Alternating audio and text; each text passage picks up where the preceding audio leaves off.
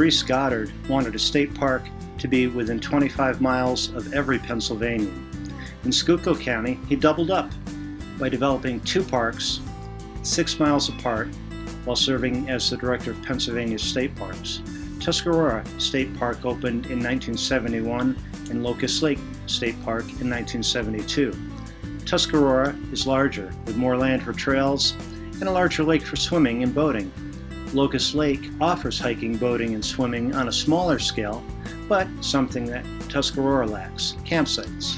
Speaking at the dedication of Tuscarora on June 26, 1971, Goddard said people could see the benefits of their tax money at work in the park, and he described it as a place to spend the leisure time that Americans were gaining more of.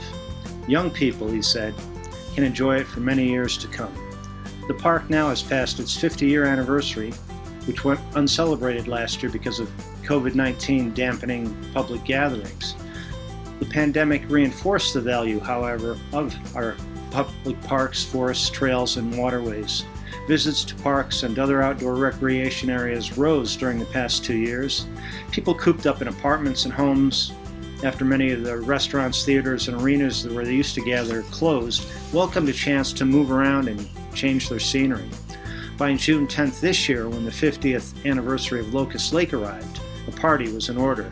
Friends of the park organized games, music, and sessions with a NASA scientist, a children's author, and an astronomy club.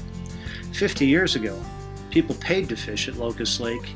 A quartet of brothers then owned the land and built the lake, as well as a clubhouse for their private fishing business, until the state took their property for a price that was settled on $895,000 in court. State bond issues in 1964 of $70 million and in 1967 of $500 million helped to pay for and develop parks like Locust Lake and Tuscarora. At Tuscarora, plans for a dam was made through the U.S. Soil and Water Conservation Commission back after a 1955 flood, but a lack of money to develop sewer and water systems stalled the opening of Tuscarora for many years. At Locust Lake, meanwhile, the initial investment of $1.2 million paid for a road across the dam, water and sewer lines, showers, bathrooms, and the first 213 campsites. 3 years later, another $1 million paid for the beach, the camp store, parking areas, a wash house, and 69 more campsites. Goddard, who had a doctorate in forestry and taught the subject at Penn State University before being tabbed to lead state parks in 1955, hit his target.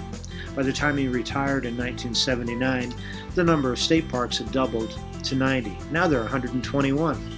"This is your property. Take care of it," Goddard said when dedicating Locust Lake on June 10, 1972, and people have taken his advice. Friends of Tuscarora and Locust Lake State Parks formed last year. They raised $11,000 and sponsored the anniversary party at Locust Lake. They also pick up litter and maintain trails. Dennis Pap Knaus, more than anyone, has heeded Goddard's call to care for the parks. In 1989, Knaus blazed the Spirit Trail at Tuscarora State Park, and he's maintained it since. But parks are fragile, vulnerable to overuse and changes in nature. In mid-June, park officials told people to stop swimming and to be careful when boating at Tuscarora after harmful algae bloomed. Cyanobacteria, or blue-green algae, can release toxins that endanger people, fish, and even dogs taking a drink from the lake. Swimming resumed at Tuscarora Lake on July 17th when toxin levels fell. But algae blooms are occurring worldwide. They're happening more because of climate change and runoff that carries fertilizer into the warm, nutrient-rich waters that foster the algae blooms. And that leads us with another part of our environment to continue monitoring and cleaning up so that we can enjoy our time in the outdoors.